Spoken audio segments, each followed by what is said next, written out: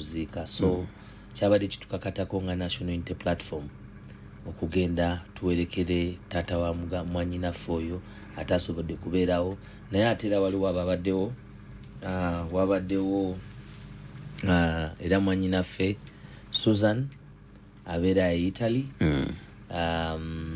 tukusaasira nnyo Susan kuba ntiwafiiriddwako kitaawo ne Prince Dennis ono naye abadde mutabani w'omugenzi Namwandu n'abalala mwenna ababadde mu kuziika e Masaka ekako Nyendo Mukungwe twanyoleddwa wamu nammwe kuba ntwaviiriddwako omuntu omuto bw'atyo naye ng'ate abadde wa mugaso manyi omuzadde abadde ow'omugaso mulabira ku baana baalese bw'aba alese abaana nga bonna mbamenye nga bankyukakyuka muzeeyi Mukama Katonda amuwe ekiwumula eky'emirembe era tumusuubiza nti abaana gye yabaleka balwanira tuliggusa luliba olwo era Sarah Kenajja n'ateekako n'aganzika ku kitaawe Ekimuli tuyimirira naye era tuli wamu mu kunyola okwo wakati mu kusoomozebwa nti ate tulina okusigala nga twongerayo emirimu gyaffe gye tukola egy'okulaba nti ensi yaffe Uganda enunulibwa okuva mu mikono gy'abanyunyunsi mikono gy'abatemu emikono gy'ababbi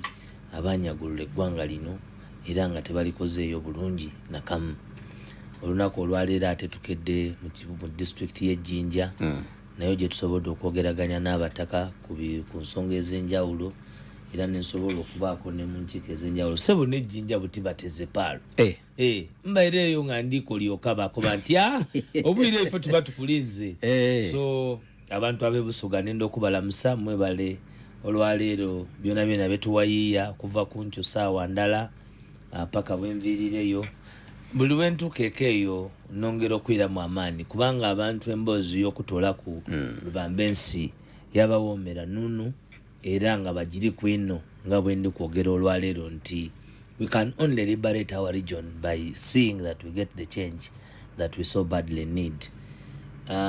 Bwe tuvuddeyo tubadde ate n'enkiiko ekamooca n'abaganda baffe bannamawulire n'aba online z'ekibiina okwongera okusala entoto butya bwe tu executing emirimu gyaffe mu bwogi ate obutabangawo kubanga tukkiriza muffe nti bonna buli omu bw'azannya paati gy'alina okuzannya ate nakyemalire ajja kubeera bufumo lugendo luwanvu naye mukoona era lujja kumala nga lweweta nga ludda ku saidi y'abannansi.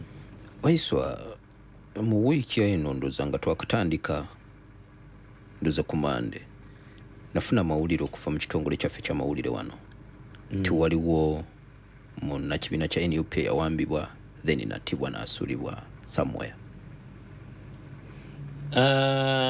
Abantu ba National Unity Platform bangi battibwa bangi batulugunyizibwa abamu nno nga ne kadi y'obwa National Unity Platform tebagiina naye wano we basanga abavubuka abasibye enviiri baba ba National Unity Platform we basanga abavubuka abatalina mirimu nga bambadde red baba ba National Unity Platform bwe basanga abantu bonna be balaba nti tebabafuddeeko babeera ba National Unity Platform kyova olaba National Unity Platform kibiina ky'abanyigirizibwa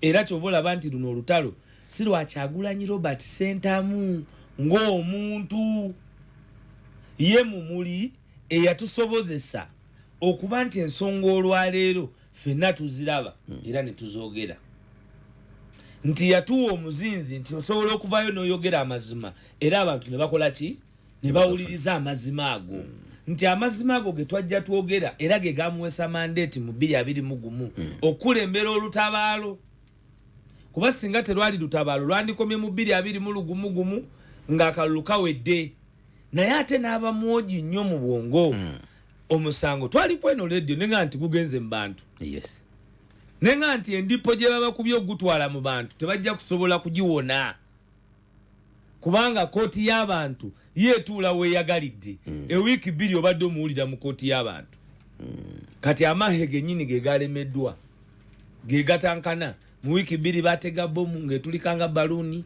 ne baleeta General Yoweri Kaguta Museveni n'ayogera mu uniform y'amagye mu uniform ya prisons mu uniform ya birthday mu uniform ya Katonga byonna ng'akomawo okujja okulaba nti occupying space ya reality ebyaddala ebigenda mu ggwanga Uganda. Ensonga ze tuyimiriddeko ez'okutulugunya abantu kuba kati ekyo kiri mu sources z'amawulire. Ate ng'abantu bangi nnyo ng'ate abatulugunya tebagambwako. Mu wiiki eyo yennyini ennaku z'omwezi nga 23 abaana ba NRM 30 nga bava mu birthday ya Lubambensi jjajja nga bagivuddeko bagenda ne bakuba Omujapani ne bamutta ku Centenary Park. Investor yali ya bookinga mu Hotel Africana. Aba NRM abavubuka 30 nga kiri ku record ne police bata investor nawe nawo okiwulira bali bavubuka ba NRM oba bavubuka befujjo ba NRM kuba bali bambadde t-shirt za NRM police ba identifying anti bali bava Kololo. Byenjogera byenanga yewe yakomye kubyogerako bwogezi ne bakuba investor ne bamutta. Ne bakuba investor ne bakola ki ne bamutta kubanga ensi tubagamba nti kino tekiriiko NRM tekiriiko NUP kino kiri atabaala. He was an investor. Ne bashuminga nti sente abanazo era ne bamutusako obulabe. He died in hospital. Naye olina okiwulira nti abe NRM batemudde omuntu. Aba NUP be bayita ba goons. Aba NUP be basiga ekifaananyi ekyokuba nti be bantu abatategeera. Naye abakubye investor, the Japanese investor who was murdered on the 23rd at Centenary Park was murdered by goons donning yellow t-shirts coming from the birthday of General Yoweri Kaguta Museveni. Oba babadde bakyetumye bwetuumi nga bambadde byambali. Ate omukolo gwayita ne bayita abantu baabwe ne babambaza n'engoye. Fenne engoye ezimu ebikolobero ebimu. Poliisi ya NRA egenda engeri gye babbe mijozi bajja ne bakyusa ne bateekawo ebyabwe. It is on public record. Nga 23. Let me be challenged by any security department. Tebanakwatayo omuntu n'omuwadde okuparadinga omuntu gwe bakutte. Era byebyo bye tugamba bannansi nti mmwe mukyali comfortable mu bintu byammwe mu mirimu gyammwe naye ekiri atabaala because abavubuka be mulese ne batayaaya bwe muyita Abakyagulanyi. The best he has done is to keep them nga teba creating a violence. Naye we banatuuka ku time eri bomb gye tubagamba what will you do? A Japanese was killed at Centenary Park on the 23rd in Uganda. Chokaje no Museveni nakomo na paradinga ba Malaysian investors nga base investor mu Japan. Because there is a problem in the country. The problem of insecurity, problem ya insecurity gye tulina mu ggwanga kowale eva ku government abantu abali mu buyinza okubanga tebalina mandate y'abannansi. Kyobona mbadde njagala nzigireyo ono agambibwa okuba mu na NUP eyawambibwa nalabye gundi nnyo yabadde akirimu ennyo Derek Nyoko. Ani ntonga ky'okutuuka okugamba nti gundi awambiddwa ne batuuka n'okumutta ne bamusuula. Kibalama Taddanga, Kanata Muhammad Taddanga, ffe olutalo lwe tulina na lwaki tukola byonna ebisoboka ku duniya kuno okumalawo ejjooga eritukoleddwako byebyo bye batukoze. Tulina era abantu abaligenda kuddamu kufuna bulamu bwabwe. Busuulwa talifuna bulamu bwe. Bamukwata ava ku katale ng'aleese emmotoka ye yayina emmotoka kanta ng'emmotoka agikolerako kuleeta mmere. Bamukwata ava kuleeta mmere atikkula ne bamusala obwongo buno ne bamugamba Kyagulanyi talifuga, Abaganda temulifuga, kyokka bakeera ku makya ne boogera ku busosoze. He's on public record. Ne basala munne gwe baali naye bamusalako obulago ne bakama omusaayi gwe ne bagumunywesa. Kyokka omusaayi gwe baali bamunywesa oli yali mulwadde wa mukenenya. Busuula leero alivinga ne mukenenya eyamubwewa aba gavumenti abalwanisa mukenenya abatemu abo.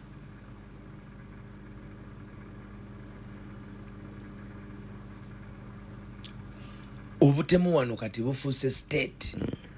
Zebra Mando abantu 54 be bakuba paka leero tebaba compensating nga ate bakkiriza nti 48 was tribulates of the 54 already ne bayita basobola kuwa accountability yaabwe. Excuse me. They take recognition of 48 never compensated. Kakati ensonga esinga okubeera enkulu nti eggwanga lyaffe abaana be batemule Masaka ne bacharginga Honorable Sewanyana ne munne. Have we ever sought accountability for those people? Abaana be batemule Masaka ne basoughting accountability nti ababaka be bali babatemudde. Have we ever thought anywhere ku bantu abo abatibwa? Kubaka tutije ku level ya NUP tukiteke ku level y'eggwanga. Abakyala abattibwa Entebbe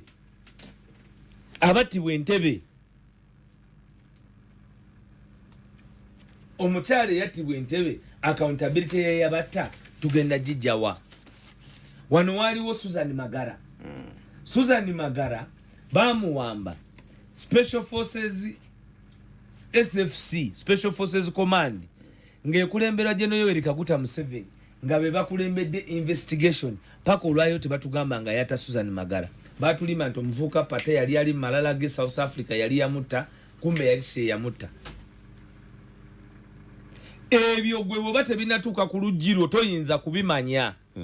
Byetaaga abakulembeze abali visionary kubanga kati ebyo bya bulamu bya ubuntu binza okugwawo. Kastojjawo government eno kubanga yo yajja n'ebyo. Era ogenda kwayo kubadde kompaluzali nti ebadde inagenda bwetyo ngera waliwo okusikatira kubanga they are the national resistance movement. Omulimu gwabwe kuguguba. Kati kuno okuguguba kwe kulese insecurity, kwe kulese political insanity. Enso okugweddalu mu byobufuzi kubanga bana abayekera bawamba ensi eno tebajagaliza kuwangaalamu bulungi wadde bayagala okugikipinga on ransom era okugikipinga nga abantu bali mu fear. Ng'owunzika ku nsonga eyo Waiswa. So ekintu ky'ettemu mu Uganda bangi abantu abatemulwa. Leero kivuddeyo buvimu lwatu nti Kato yatemuddwa wa NUP. Naye ate ffe tetwogerera era tetukoma ku NUP yokka. Abantu bangi waliwo aba NUP, waliwo abantu ababulijjo kale nga nabo bawagizi banyigirizibwa. Abantu bangi banyigirizibwa Kayongo. Abantu bangi obulamu bwabwe bugwawo. Zebra Mando Sheikh Kirevu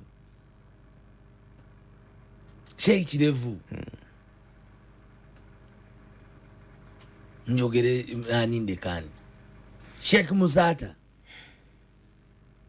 Cyprian Lwanga kama Katonda bonna bawumuze mirembe. Pattern eri clear nti waliwo ettemu erikolebwa ku bannansi era oli nakugamba tikyagulanyi musosoze nnyo. Musosoze nnyo tutunuulira abaafa Franka Senteza Rita Nabukenya Cyprian Lwanga Nuhu Muzata bate kati kyogamba ni musotoze. Dani yali Dani ani? Dani twamuziika Luwero twamuzika wa Dani. Dani yatibwa butibwa. Dani yakuba masasi nasana.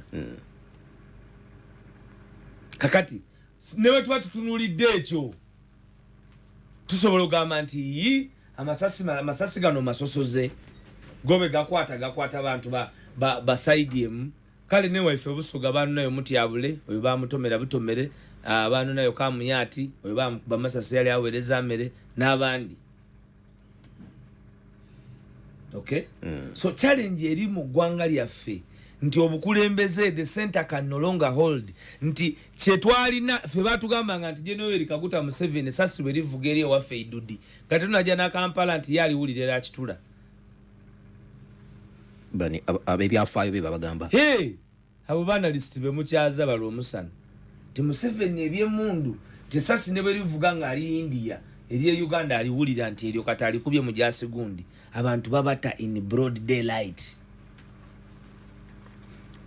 era madazi zaabwe teriyo extrajudicial killing teriyo made badde mu Uganda badde resolved eya Kaweesi teyali resolved eya Joan Kagezi teyali resolved eya Kigundu teyali resolved eya zonna eya Kirumira teyali resolved eya Susan Magala teyali resolved eya bakyala b'Entebbe teyali resolved kitegeeza nti obukulembeze bwabivaako dda